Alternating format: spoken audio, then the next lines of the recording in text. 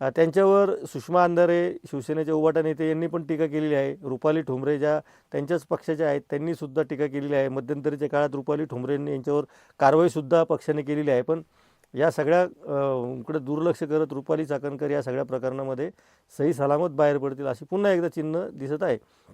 मुळामध्ये आत्ता रुपाली चाकणकरांना या प्रकरणामध्ये फार महत्त्व द्यायची गरज नाही. त्यांचं जे काही त्यांच्या आशीर्वादाने जर पोलीस तपासात जर काही सिद्ध झालं तर तो विषय वेगळा. पण अशोक खरात नावाचा हा जो माणूस आहे याने ज्या पद्धतीने अनेक लोकांना गंडवलेलं आहे, विशेषतः महिलांचं शोषण केलेलं आहे. मी जसं आधी उल्लेख केलेला आहे की त्याचे अनेक धक्कादायक व्हिडिओ समोर आलेले आहेत. आपण बघू शकता एका महिलेला पाठमोरं करून तो अक्षरशः लघुशंका करतो आहे. अशा पद्धतीचा कोणतीच म्हणजे लोक अशा लोकांवर विश्वास कसा ठेवतात आणि असे बळी कसे पडतात. समाजामध्ये अशा लोकांना थारा देणारी जनता संख्येनं मोठी आहे.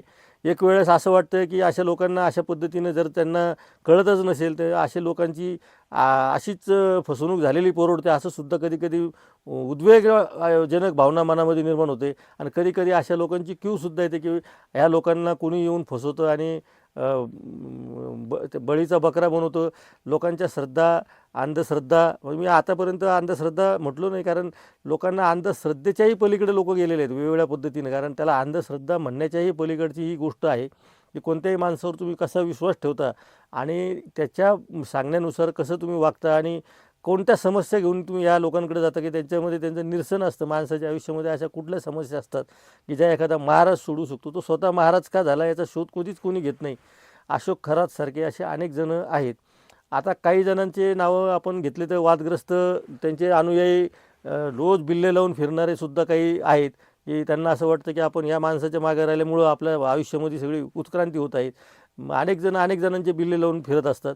त्यामुळं त्यांच्यासुद्धा असेसुद्धा महाराजांच्या बाबतीमध्ये एक योग्य वेळी जनतेने निर्णय घेण्याची गरज आहे. कारण रोज उठून पोलिसांनी सगळ्या गोष्टीत हस्तक्षेप करावा, लोकांनी जाऊन तक्रारी कराव्यात, त्यांचे घोटाळे बाहेर काढावेत आणि कायद्याने शिक्षा करावी. याच्यापेक्षा लोक या लोकांच्या मागं का जातात याचा प्रश्न लोकांनीच विचारला पाहिजे स्वतःला.